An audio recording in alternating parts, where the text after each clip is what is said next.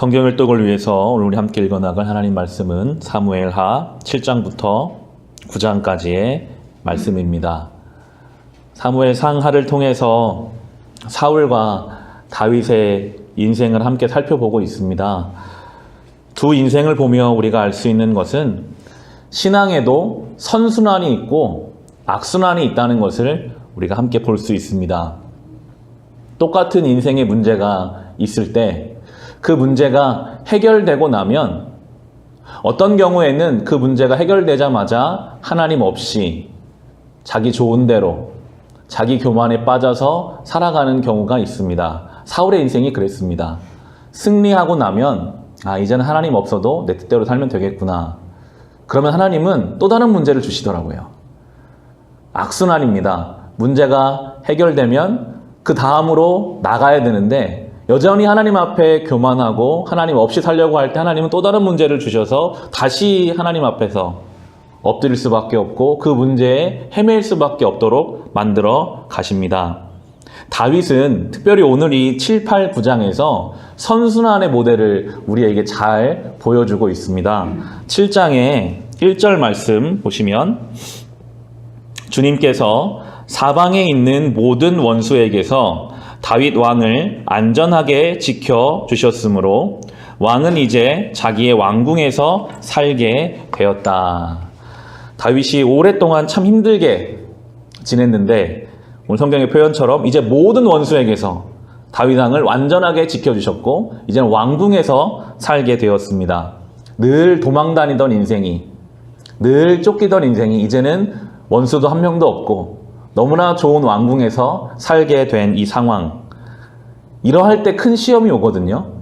사울처럼 이제는 내가 왕이구나, 내 마음대로 살면 되겠구나 라고 빠져나가면 또다시 이제 문제가 그의 삶에 생길 수밖에 없는 그러한 상황 속에서 다윗은 하나님이 여기까지 인도하신 것을 분명하게 알고 하나님을 위해 뭘 할 수 있을까라는 생각을 합니다. 2절에 보시면 하루는 왕이 예언자 나단에게 말하였다. 나는 백향목 왕궁에 사는데 하나님의 궤는 아직도 휘장 안에 있습니다.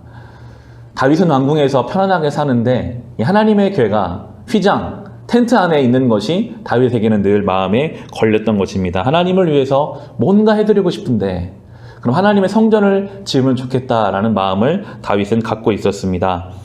본문을 읽어보시면 하나님은 나는 그런 집이 필요 없다, 모든 것이 다 나의 것이다 라고 고백하시기 때문에 다윗의 그 마음만 기쁘게 받으십니다. 다윗이 승리에 도취되지 않고 이 모든 것이 하나님이 주신 것임을 깨닫고 하나님 앞에 겸손하게 나아가는 그 마음을 하나님이 너무나 기쁘게 받으셔서 9절에 보시면 한 장 넘기셔서 9절에 하나님이 다윗을 향해 이렇게 약속해 주십니다. 나는 내가 어디로 가든지 언제나 너와 함께 있어서 내 모든 원수를 내 앞에서 물리쳐 주었다. 나는 이제 내 이름을 세상에서 위대한 사람들의 이름과 같이 빛나게 해 주겠다 라고 다윗에게 약속하십니다. 다윗은 하나님을 위하고 하나님은 다윗을 위하십니다. 이것이 가장 아름다운 신앙의 모델입니다. 하나님 나 좀 어떻게 해주세요. 나만 생각하고 하나님은 하나님을 위해 살아가야 한다라고 말씀하시는 서로를 향한 것이 아니라 다윗은 하나님은 다윗을 위하실 때 가장 아름다운 모델로 나아가게 되는 것입니다. 이때로부터 다윗은 계속 승리를 경험하게 됩니다.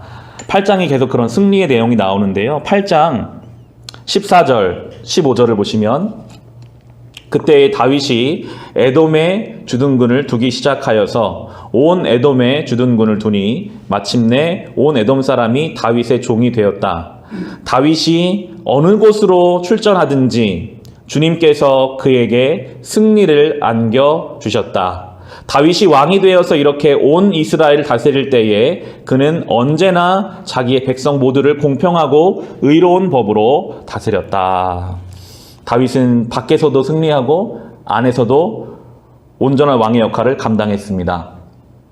그 당시에 민족과 민족과의 전쟁은 신들의 전쟁이라고 생각했습니다.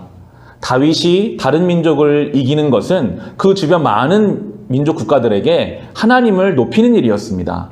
하나님이 살아계신 우리의 유일한 전능자이시다 하는 것을 다윗의 승리를 통해 모든 사람들에게 알리는 통로로 다윗은 그 역할을 감당했고, 다윗이 왕이 됐기 때문에 그 당시에 이스라엘 백성들이 언제나 공평하고 의로운 법을 경험할 수 있도록 다윗의 개인의 문제를 이제는 벗어나서 하나님은 다윗이라는 한 인물을 통해 주변 국가의 하나님을 알리시고 모든 통치받는 백성들의 삶을 이롭게 하시는, 다윗이 자기의 삶의 문제를 벗어나서 하나님께 의지할 때 그를 통해 하나님의 역사가 나타나는 것을 우리에게 잘 보여주고 있습니다.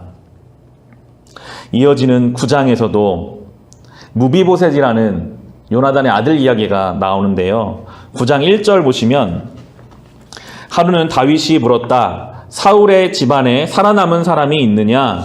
요나단을 보아서라도 남아있는 자손이 있으면 잘 보살펴 주고 싶구나. 다윗이 그 마음에 늘 요나단을 향한 안타까운 마음이 있었습니다. 사실은 지난 왕조의 왕족들은 하나도 남김없이 죽이는 것이 세상의 역사입니다. 반란의 소지가 될 수 있거든요. 근데 반대로 다윗은 찾습니다. 내가 좀 한 명이라도 좀 잘해주고 싶다. 혹시 누가 남은 사람이 있는가? 그 가운데 요나단의 아들 무비보셋이라는 아들이 남아 있었습니다. 무비보셋은 사고로 다리를 절게 되는, 장애를 안고 살아가는, 지난 왕조의 자손이기 때문에 이름도 제대로 알리지 못하고 죽은 듯이 살아가는 그 무비보셋을 다윗이 찾아오라고 하고 그에게 왕자의 권한을 다시 부여해 줍니다. 모든 것을 다 회복시켜주는 다윗의 모습이 나오는데요. 무비보셋이 너무나 감격스러운 마음으로 8절에 보시면 이렇게 다윗에게 고백합니다. 무비보셋이 엎드려 아뢰었다. 이 종이 무엇이기에 죽은 개나 다름없는 저를 임금님께서 이렇게까지 돌보아 주십니까?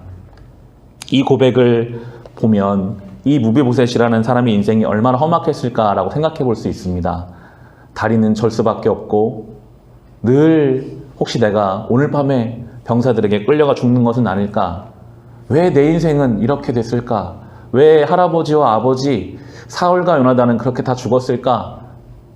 하나님이 그 무비보셋을 가장 안타깝게 보셨을 것 같아요. 그래서 하나님은 다윗을 통해서 그 안타까운 인생을 회복시키시는 하나님의 은혜를 볼 수 있습니다. 다윗이 그 하나님의 은혜의 통로가 됩니다. 다윗이라는 한 인생이 하나님 앞에 깨어 있을 때 그를 통해서 하나님의 은혜가 무비보셋까지 흘러가는 것을 우리에게 보여주고 계십니다. 은혜가 우리를 통해 흘러가는 것, 그것이 하나님이 우리에게 향하신 하나님의 계획입니다.